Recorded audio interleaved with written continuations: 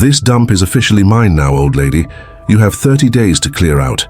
The developer's voice, sharp and devoid of warmth, cut through the quiet of the small apartment. He tossed an eviction notice onto a table laden with photographs.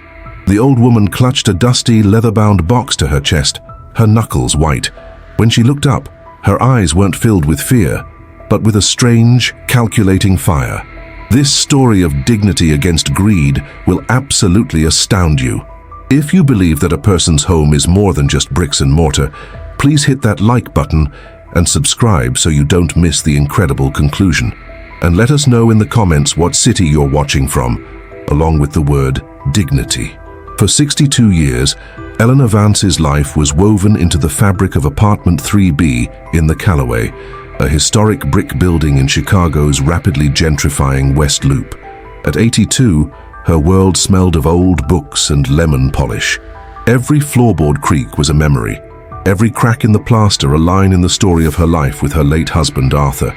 He had been a city historian, a man obsessed with the city's bones, and this building had been his greatest love after her. The man standing in her doorway was Marcus Thorne, a property developer known for his sleek glass towers and his ruthless efficiency. He saw the Callaway not as a home, but as an underperforming asset. An ancient 4-story building taking up space where a 40-story luxury condo could be generating millions. 30 days is not enough, Eleanor said, her voice trembling slightly but firm. There are people here who have nowhere else to go. Thorne scoffed, a smirk playing on his lips. That's not my problem. Progress waits for no one. Adapt or get left behind. He looked around at her meticulously kept but dated apartment with disgust. Honestly, I'm doing you a favor. This place should have been condemned years ago. But Arthur had always told her, his eyes gleaming with secret knowledge. Everything you need to protect this place is right here, Ellie. He would tap a dusty old box, the very one she was holding now. A box filled with his life's work, brittle maps, forgotten deeds, and notes written in his spidery academic script. She had always dismissed it as the ramblings of a history fanatic. Now, it felt like the only lifeboat in a rising tide. As Thorne turned to leave, his parting shot was laced with venom. "Start packing, Eleanor, the bulldozers are coming." He strode away, confident he had just crushed the spirit of another helpless old woman. He had no idea he had just awakened a sleeping giant, one who held the history and the future of the entire city block in her trembling hands. Can one piece of paper really stop a fleet of million-dollar machines? The eviction notice was a death sentence for the community inside the Callaway.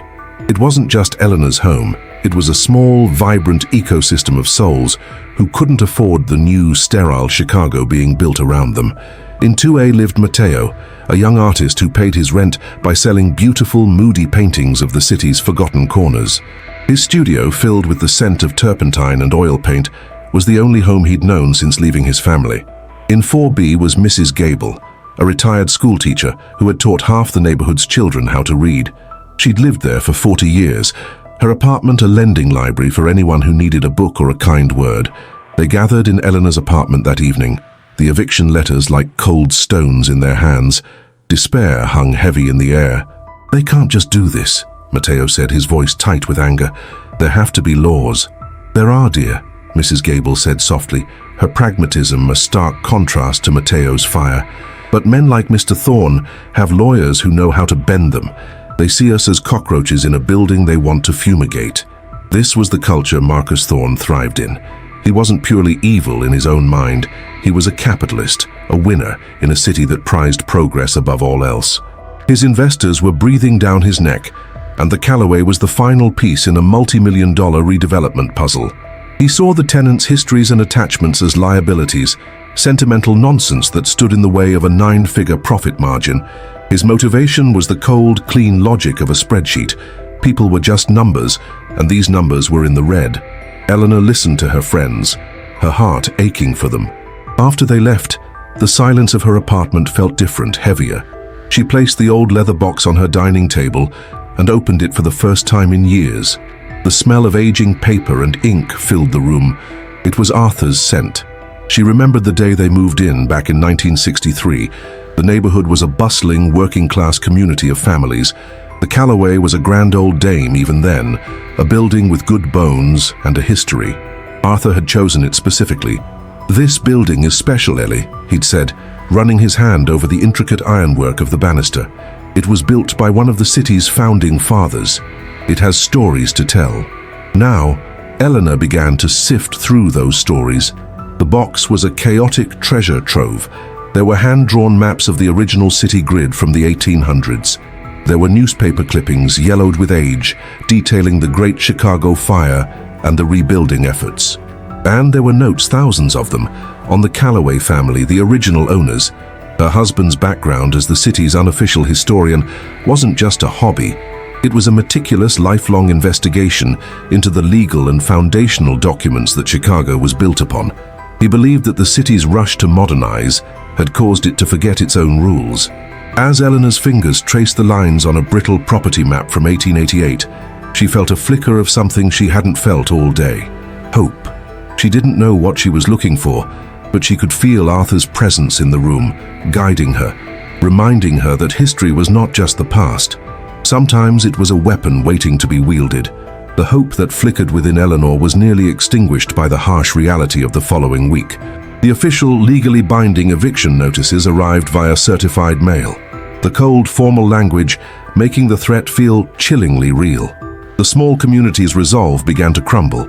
Mateo, the artist, tried to organize a protest, creating powerful posters that read, "People over profit and save the Calloway," but only a handful of neighbors showed up. The protest barely made a ripple, ignored by passing traffic and earning only a dismissive glance from a construction foreman working on the luxury tower next door. The failure of the protest was a blow. Mrs. Gable, ever the realist, started packing her books into boxes, a single tear tracing a path through the dust on her cheek. "It's no use, Eleanor," she said one afternoon over tea. "We can't fight a tidal wave. We can only try to find higher ground." This growing sense of isolation intensified Eleanor's burden. She wasn't just fighting for her home anymore, she was fighting for the memory of her friends and the spirit of their community. Marcus Thorne, meanwhile, escalated his campaign. He couldn't legally force them out before the 30 days were up, but he could make their lives miserable. The hot water in the building began to fail intermittently. The noise from the adjacent construction site, which had always stopped promptly at 5 p.m., now seemed to continue late into the evening. A series of emergency inspections for plumbing and electrical wiring began, forcing tenants to open their homes to strangers who moved with disruptive, unapologetic haste. It was a classic strategy of harassment, designed to break their spirits and accelerate their departure. The conflict for Eleanor was now a race against two clocks. One was the 30-day eviction deadline. The other was the slow draining of her community's will to fight. Every day, she saw another moving truck, another neighbor giving her a sad, defeated wave goodbye. Her sanctuary was the box of Arthur's papers. She spent every waking hour at her dining table, which had become a command center. With Mrs. Gable's help in the evenings, they began to piece together the puzzle her husband had left behind. They were no longer just reading history. They were searching for a loophole. "Look at this," Eleanor said, pointing to a notation in one of Arthur's journals. It read, "Calloway Grant, 1888. A trust, not a sale. The city forgets its own covenants." They cross-referenced the note with a brittle deed document. The legal jargon was nearly impenetrable, a wall of arcane script. But phrases leaped out at them. "In perpetuity. Held in trust for the benefit of city residents. Gauss contingent on residential use." It was a different kind of ownership document than anything they had ever seen. "He's saying the Calloway family didn't sell the land to the city," Mrs. Gable whispered, her eyes wide. "They put it in a trust, a special agreement, and it looks like the trust has rules." The conflict intensified. They knew they were onto something monumental, but they were two elderly women trying to decipher a 140-year-old legal document, while a multi-million-dollar corporation was actively trying to demolish their home. They needed definitive proof, something a modern court couldn't dismiss. As they neared the bottom of the box, feeling a mix of hope and dread, Eleanor's fingers brushed against something hard taped to the leather underside. She carefully peeled it away. It was a heavy, ornate iron key. Attached to it was a small yellowed tag. On it, in Arthur's neatest handwriting, were 4 words that made their hearts stop. "City Hall Archives, Vault 7. They looked at each other, the noise of the construction outside fading away. This was it. This was the key to everything. The weight of the iron key felt immense in Eleanor's hand, a tangible piece of the past that could unlock the future. But they were two elderly women, armed with a cryptic clue facing a bureaucratic fortress. They couldn't do it alone. This is where the story's first subplot, the role of community, became crucial. Eleanor knew who to call. She found Matteo packing his canvases, his face a mask of resignation. She didn't plead or offer false hope. She presented a mission. "Matteo," she said, holding up the key. "Arthur left this. It's for a vault at City Hall. Mrs. Gable and I need a ride. And more importantly, we need a witness. Someone who can document what we find. I want you to bring your camera." For the first time in days, the fire returned to Matteo's eyes. This was concrete. It was action. His role shifted from a defeated artist to a vital accomplice in a historical heist. "I'll drive," he said, a new determination in his voice, "and I'll film everything." The next morning, the trio arrived at the Chicago City Hall, a grand but intimidating building teeming with harried people. They were directed to the Department of Records, a basement office with flickering fluorescent lights and the smell of stale coffee. Behind a plexiglass window sat a cynical, overworked clerk named Henderson, a man who looked like he'd heard every sob story the city had to offer. "Vault 7? Henderson grunted, without looking up from his computer.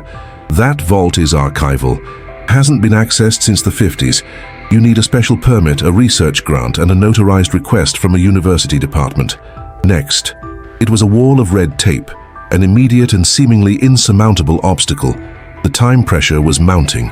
That morning, a temporary chain-link fence had been erected around the Callaway, a stark visual reminder of their dwindling time. But Eleanor didn't back down. She leaned closer to the window. "My late husband was Arthur Vance," she said quietly but clearly. "He was the city historian. He told me the records in that vault are pertinent to a title dispute for the Callaway building." The name Arthur Vance made Henderson pause. He finally looked up. He was too young to have known Arthur, but not too young to have heard of the legendary eccentric historian who knew the city's secrets better than anyone. A flicker of curiosity broke through his cynicism. "Arthur Vance," he repeated slowly. "I'll look into it, but it will take time. We have less than 10 days before they tear our home down," Eleanor said, her voice steady. "Please." Henderson sighed, torn between protocol and the plea of the old woman in front of him. This subplot, the battle against bureaucracy, now became the central source of tension. Their entire plan hinged on this one man. As they left City Hall, their hope felt fragile. The complexity of their situation had deepened. It wasn't just about fighting Marcus Thorne anymore. They were now fighting the city's own apathy and its labyrinthine rules, all while the clock on their home ticked mercilessly towards zero. Matteo kept his camera rolling, capturing the worry on their faces. The story was no longer just about a building.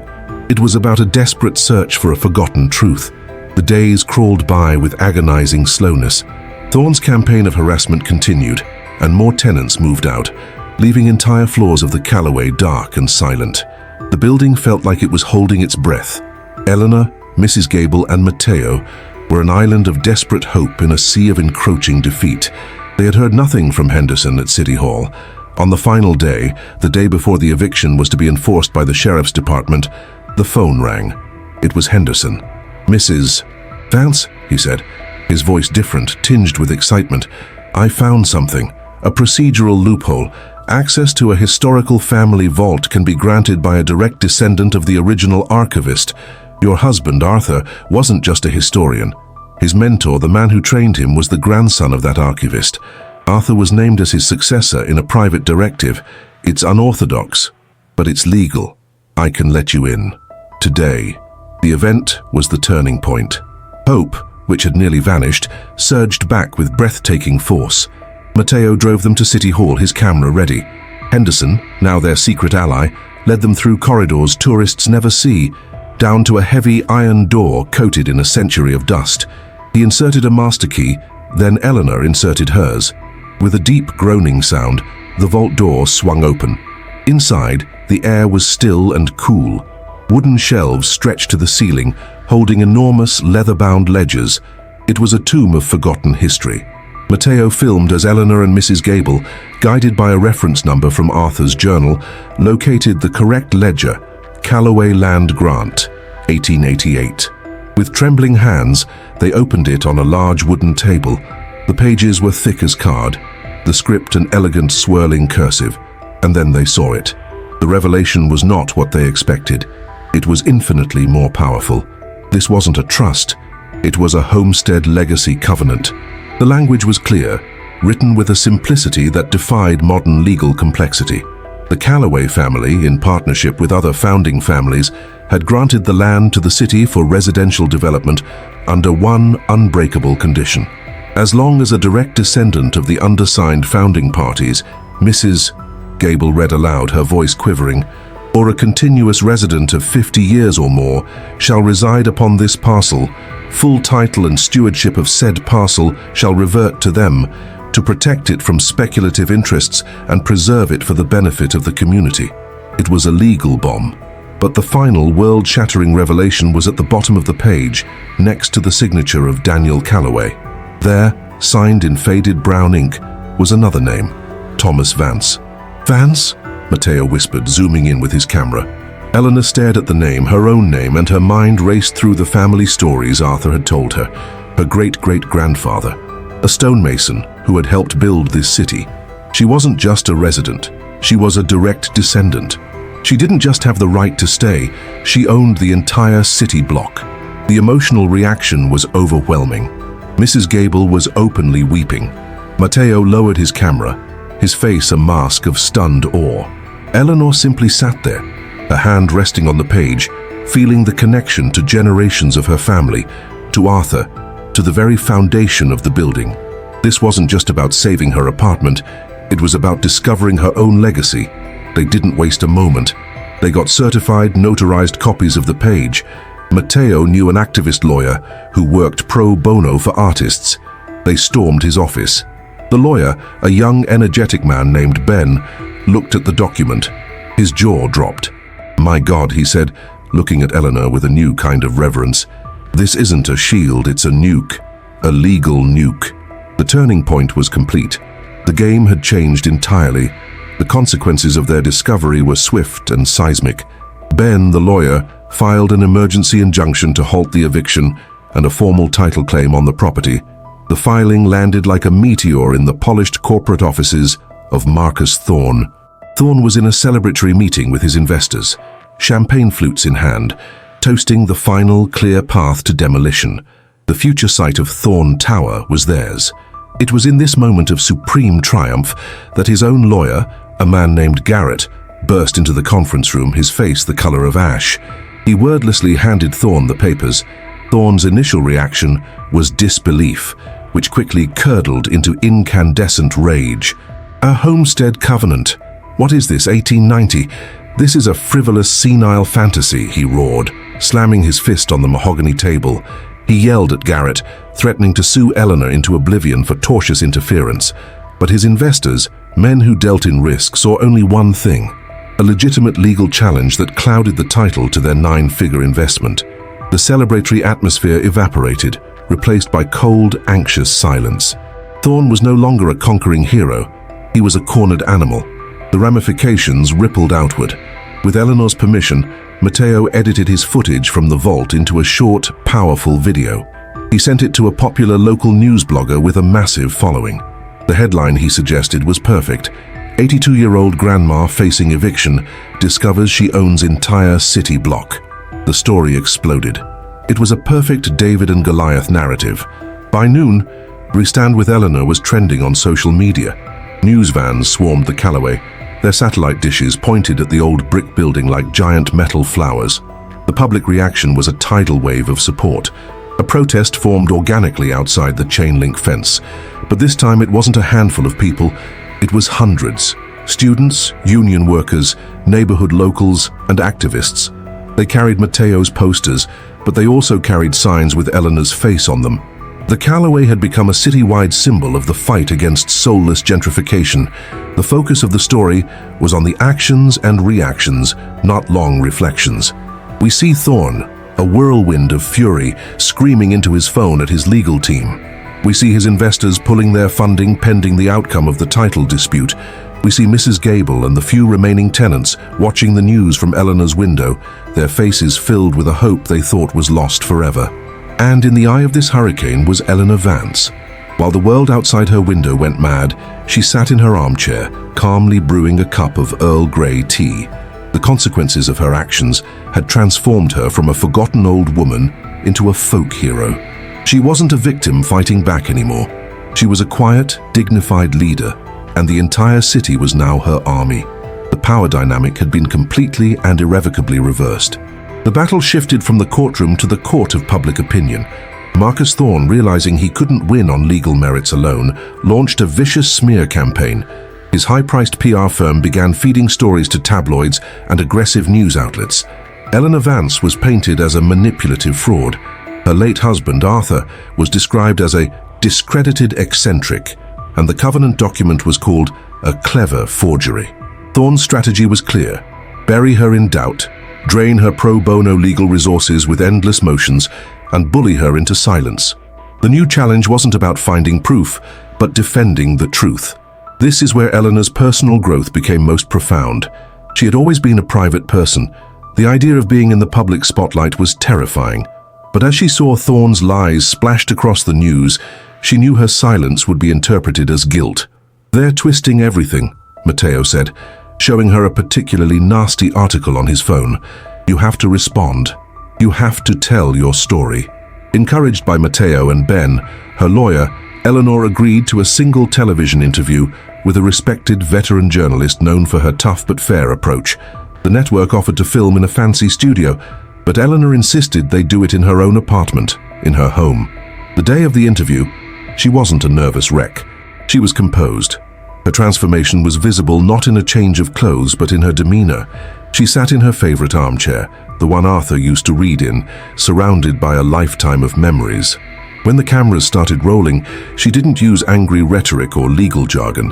She simply spoke from the heart.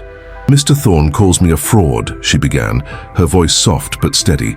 "He says my husband was an eccentric. Perhaps he was. He believed that a city's soul is in its history, in the promises it made to its people.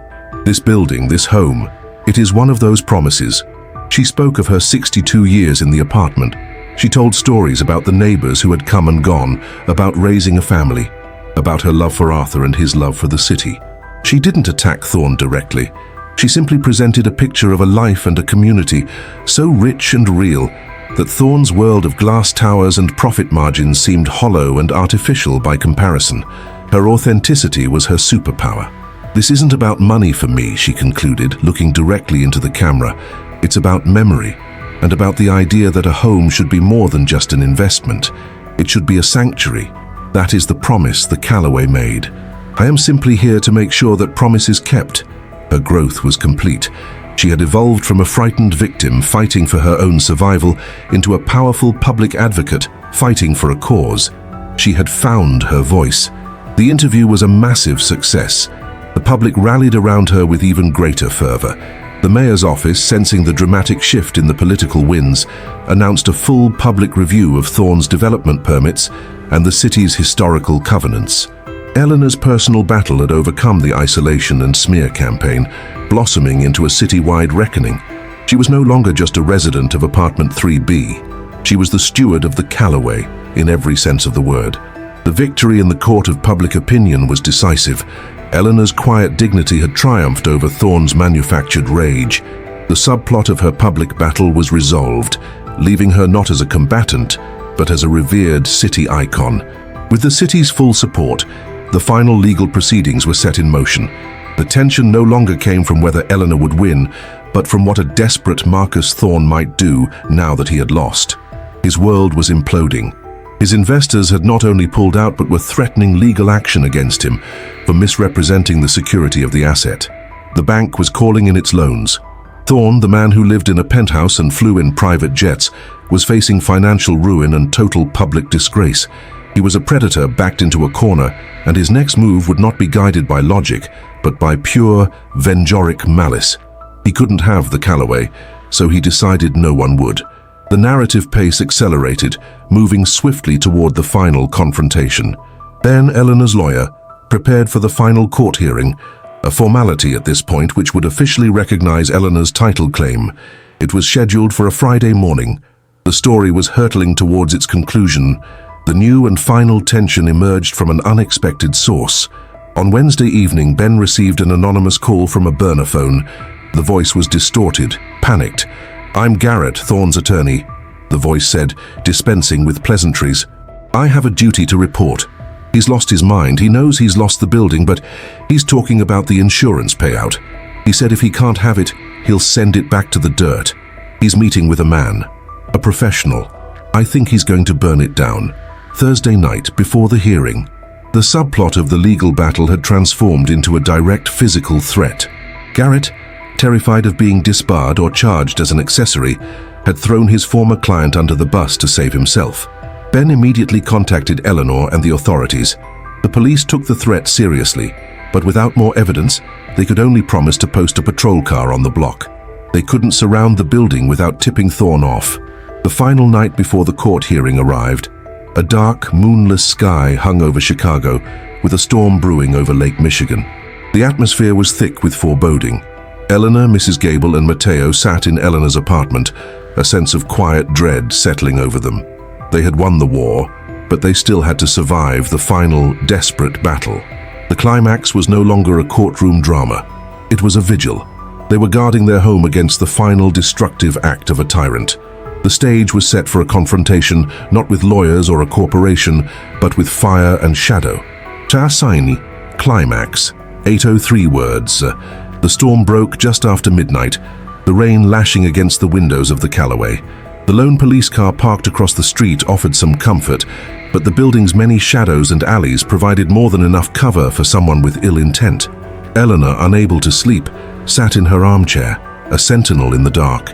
It was then that she smelled it, a faint, acrid smell that didn't belong. Gasoline. Her transformation was complete. The frightened woman from a month ago was gone, replaced by a calm, decisive leader. She didn't scream. Her first call was to 911, her voice low and steady. "This is Eleanor Vance at the Callaway. I smell gasoline in the basement. Someone is in the building." Her second call was to Mateo. "Get out now," she said. "Use the fire escape. Someone's here." She then moved with a purpose she didn't know she possessed, knocking on the doors of the few remaining tenants, her voice urgent but controlled. "Get out. Now go." The climax erupted into a chaotic personal struggle. In the building's main hallway, Mateo, helping a terrified Mrs. Gable toward the stairs, came face to face with a shadowy figure carrying a gas can and a flare. The man, startled, lunged at him. A desperate struggle ensued. Mateo, though wiry, fought with the ferocity of someone defending his home. The plausible twist, the one that would seal Thorne's fate, came not from a brilliant legal maneuver but from the simple, clumsy reality of a fight. As Mateo and the arsonist crashed into a wall, the arsonist's phone flew from his pocket, skittering across the floor. Mrs. Gable, with surprising quickness, snatched it up. The arsonist, seeing his phone in her hands, panicked. He shoved Mateo aside and made a run for it, but it was too late. Other tenants, now alerted, swarmed the hallway, blocking his exit just as the wail of sirens grew deafeningly loud outside. The fire department and police stormed the building. The arson attempt was foiled.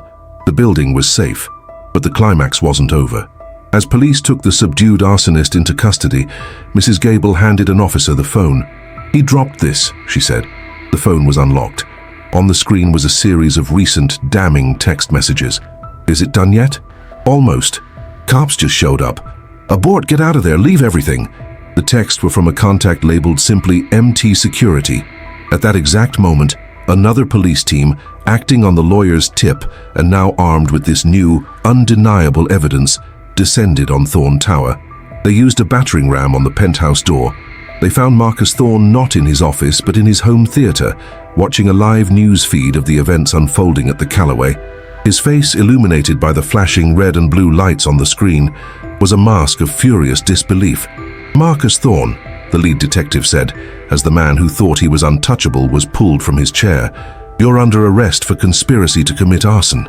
From her third-floor window, Eleanor Vance watched the man who tried to burn her world to the ground being led away in handcuffs.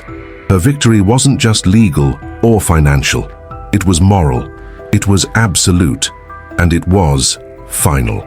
In the aftermath, the consequences for Marcus Thorne were as severe as his crimes. The direct evidence from the arsonist's phone made for a swift and undeniable conviction. Ruined financially, disgraced publicly, and abandoned by everyone, he was sentenced to a lengthy prison term. His name, once a symbol of success and power in Chicago, became a cautionary tale about greed and hubris. The book was closed on his reign of terror. The conclusion of Eleanor Vance's journey was far more profound. With the title to the Callaway, and the entire block legally and irrevocably hers, she held a staggering amount of power. But her actions demonstrated that her fight had never been about personal gain. Her first act as the property's steward was to honor the spirit of the Homestead Legacy Covenant. Working with Ben, she established the Callaway Community Trust, a non-profit organization dedicated to preserving the building and its mission. She used the immense value of the property as collateral to secure funding not for demolition, but for a complete and loving restoration. The building's historic brick facade was cleaned, the ironwork repaired, and the century-old apartments were updated with modern amenities while carefully preserving their original character. The conclusion of the other characters' arcs was equally satisfying. Mateo was given a permanent, rent-free, live work studio in the building's spacious ground floor. Mrs. Gable could live out the rest of her days in peace, her apartment now officially hers for life. The other tenants who had been forced out were invited to return, their rents capped at an affordable rate, protected by the Trust's charter. The narrative arc was complete. Eleanor, the quiet woman who was once a victim of circumstance, had become the master of her own destiny and the protector of her community. She had not only saved her home, but she had created a sanctuary, a permanent bastion of affordability and community in the heart of a city that was trying to erase such places. The conclusion avoided prolonging the conflict, focusing instead on the restorative and deeply satisfying aftermath. The final scenes of this chapter were not of courtrooms or conflict, but of life returning to the Callaway. Sounds of laughter echoed in the halls, the scent of Mateo's oil paints mixed with the smell of Mrs. Gable's baking, and Eleanor Vance, the building's quiet, formidable matriarch, could finally be at peace in the home she had saved. 1 year later, the Callaway is no longer just a building, it is a landmark of hope. The restored facade gleams in the afternoon sun. The once empty apartments are now filled with a diverse and vibrant mix of families, artists, and retirees. On the rooftop, where there was once only tar and gravel, a lush community garden flourishes, overflowing with tomatoes, herbs, and flowers. Mateo stands in a bright, beautiful gallery space carved out of the building's lobby, hosting his first solo art exhibition. His paintings of the Callaway, once moody and melancholic, are now bright and full of life. Critics and collectors mingle, and Mateo, now a rising star in the Chicago art scene, smiles, knowing he owes it all to the woman in the corner. Eleanor sits on a newly installed bench in the building's small, landscaped courtyard. She's reading a storybook to a group of children who now live in the building. Her hair is a little whiter, but her eyes sparkle with a light that wasn't there a year ago. She's no longer just a resident. She is the heart of the community, its anchor, its founder. She finishes the story, and a little girl asks, "Will you tell us another one, Mrs. Vance?" "Always," Eleanor says with a gentle smile.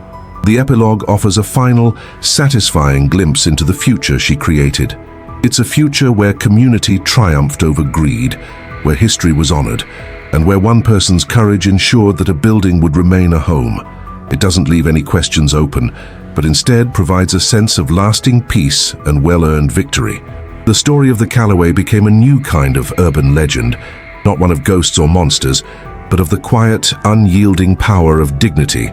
That was the incredible true-to-life story of how one woman's courage saved a community and proved that home is worth fighting for. Eleanor's journey shows us that the deepest roots of history can give us the strength to stand against the most powerful storms. If her story touched your heart and inspired you, please show your support by giving this video a huge like and by subscribing to the channel for more powerful stories like this one. It truly helps us continue our work. And if you made it all the way to the end, you are a true supporter of great storytelling. Let us know by commenting below with the phrase, "I watched till the end." I can't wait to read all your thoughts. Thank you so much for your time. But don't go anywhere. A new video is appearing on your screen right now with another unbelievable story of justice you won't want to miss. Click on it now, and we'll see you in the next story.